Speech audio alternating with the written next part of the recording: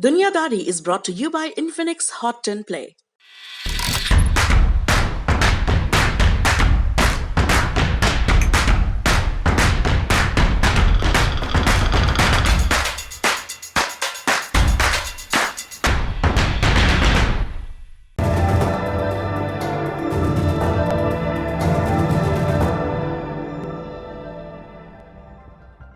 हमारे देश के बाहर दुनिया के दूसरे देशों में इस वक्त क्या हालात हैं, क्या हैं वहाँ की खबरें, ये जानते हैं आप लल्लन टॉप के इस डेली इंटरनेशनल बुलेटिन में, जिसका नाम है दुनियादारी। नमस्ते, मेरा नाम सौरभ द्विवेदी है।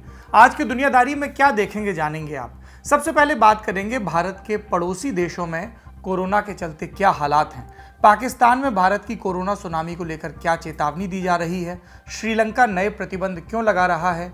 बांग्लादेश में नेशनल लॉकडाउन से क्या फर्क पड़ा और मिलिट्री शासन से जूझ रहे म्यांमार में कोरोना के मामले अचानक से कम कैसे हो गए, इन सब के बारे में जानेंगे। आज दुनियादारी में दूसरा बिंदु होगा चीन की एक सरकारी संस्था के बारे में, जिसने सोशल मीडिया पर कोरोना पर भारत का मजाक उड़ाया और इसके बाद बवाल मच गया। यह हरकत चाइनीज सोशल प्लेटफॉर्म वीबो पर की गई।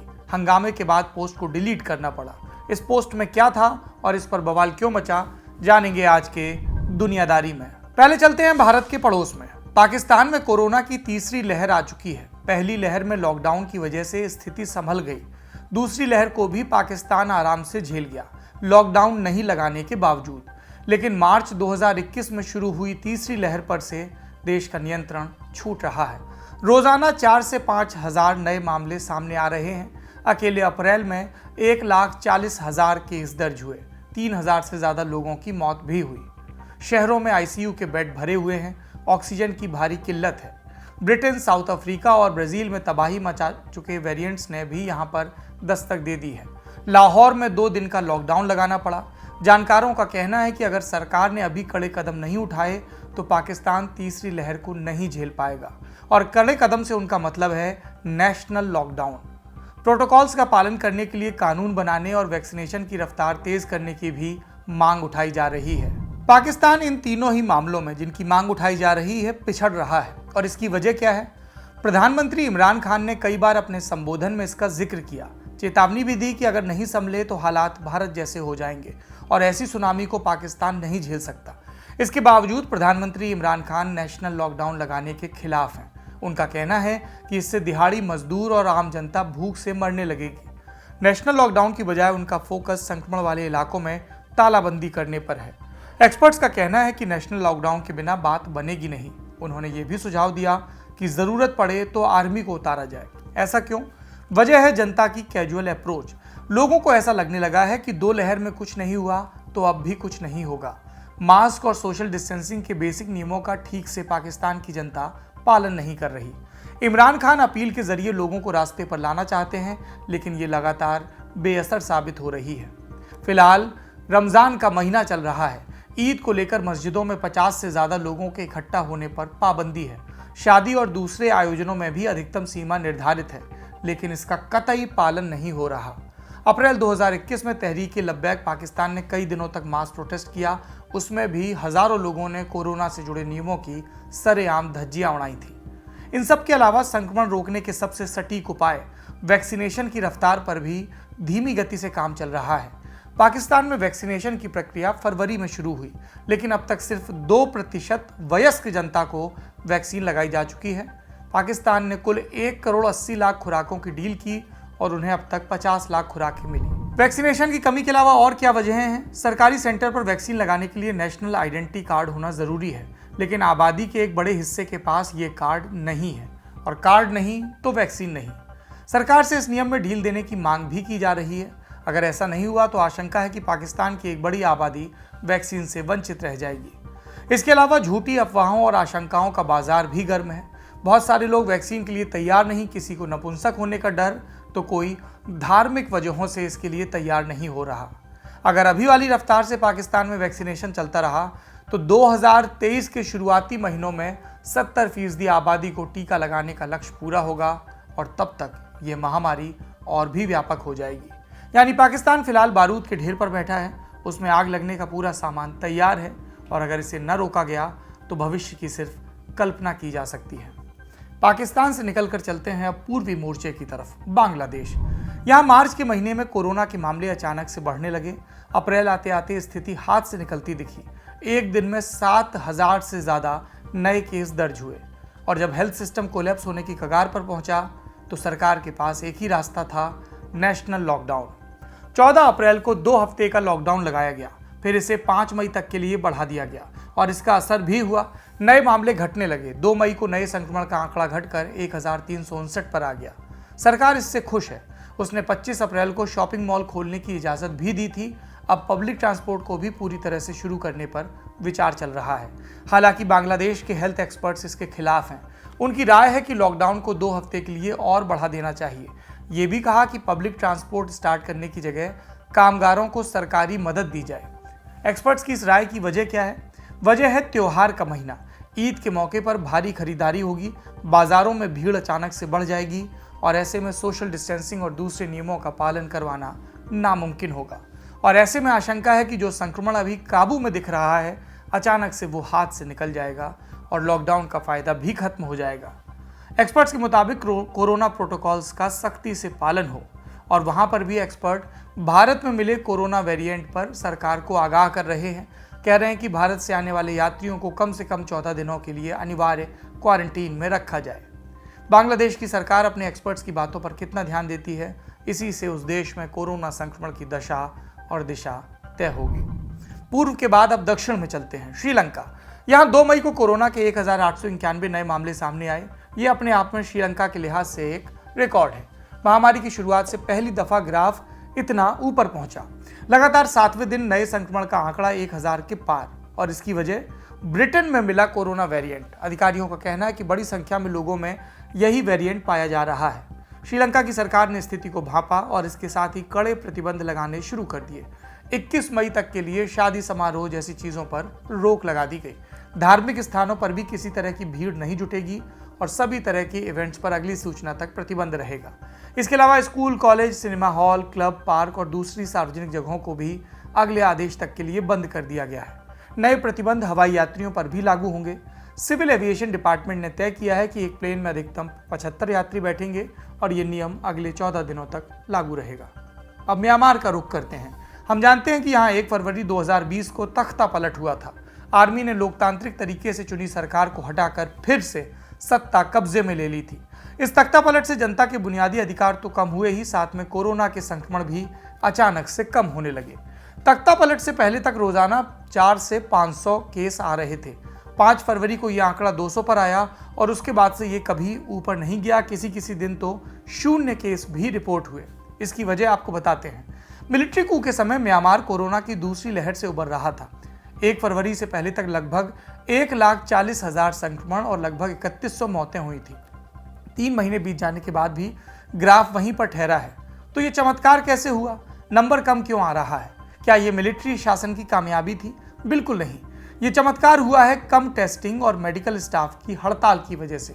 तख्ता पलट के फौरन बाद आम जनता सड़कों पर उतरी, लोकतांत्रिक सरकार की वापसी की मांग करते हुए, और इनके साथ हर फील्ड के लोग जुड़ गए। इसमें हेल्थ के लोग भी जुड़े थे, हेल्थ सेक्टर के। एक अनुमान है कि लगभग 60,000 हेल्थ वर्कर मिलिट्री सरकार के विरोध में शामिल हैं और इसी के चलते म्यांमार का हेल्थ सिस्टम ठप पड़ गया। अस्पताल बंद पड़े हैं।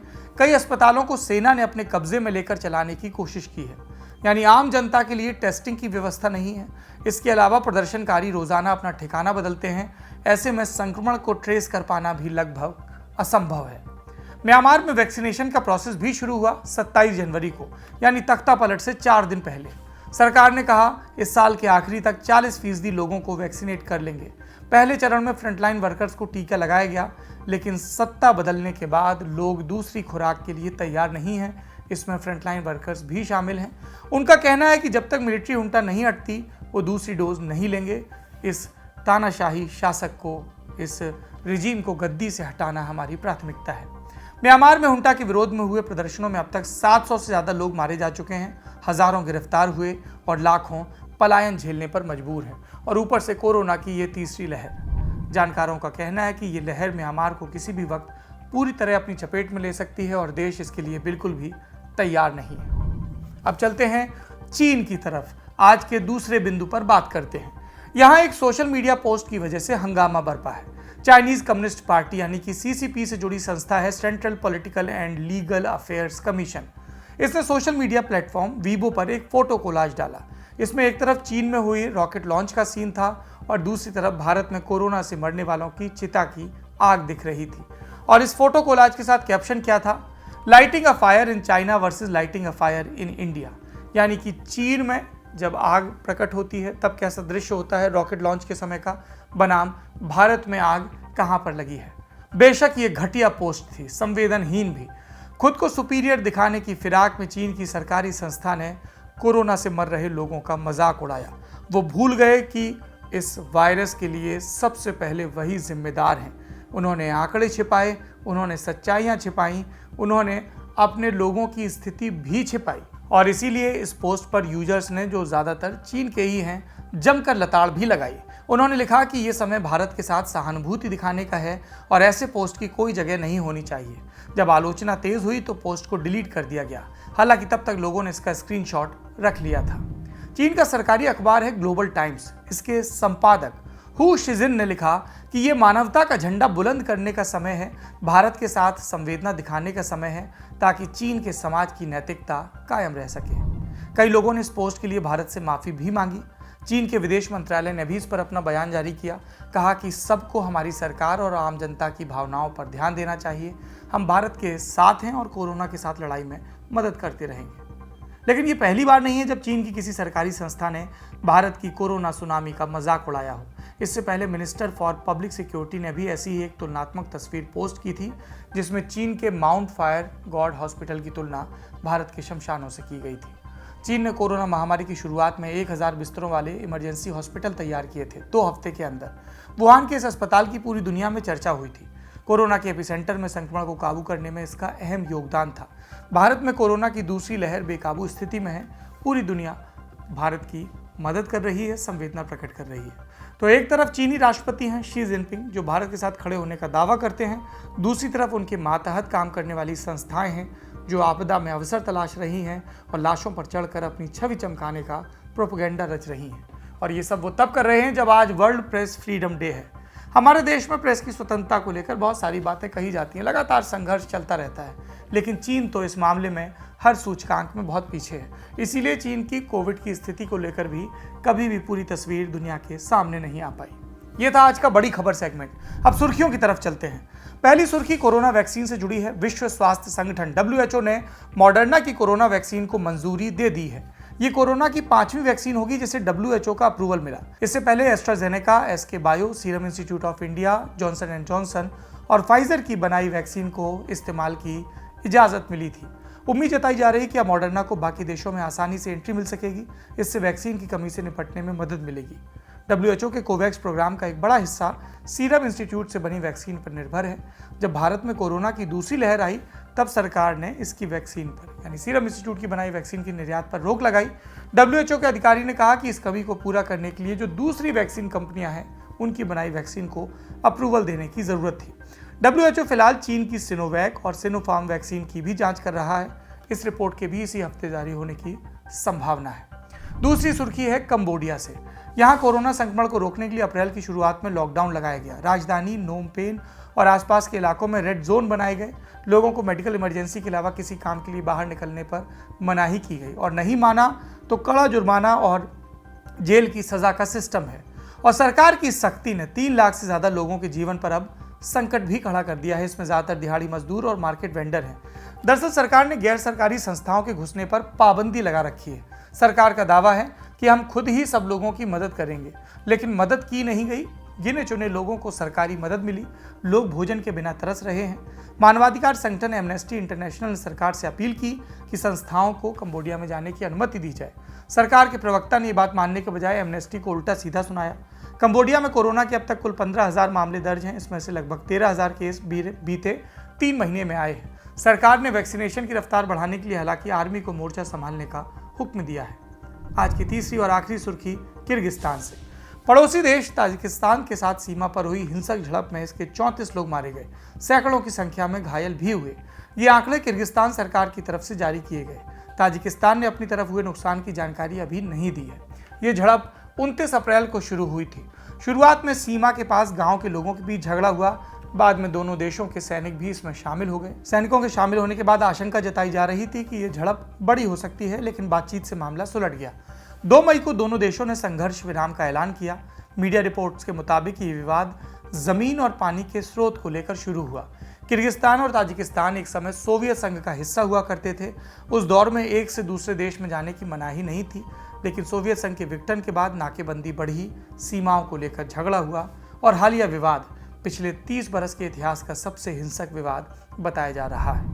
आज की दुनियादारी में इतना ही।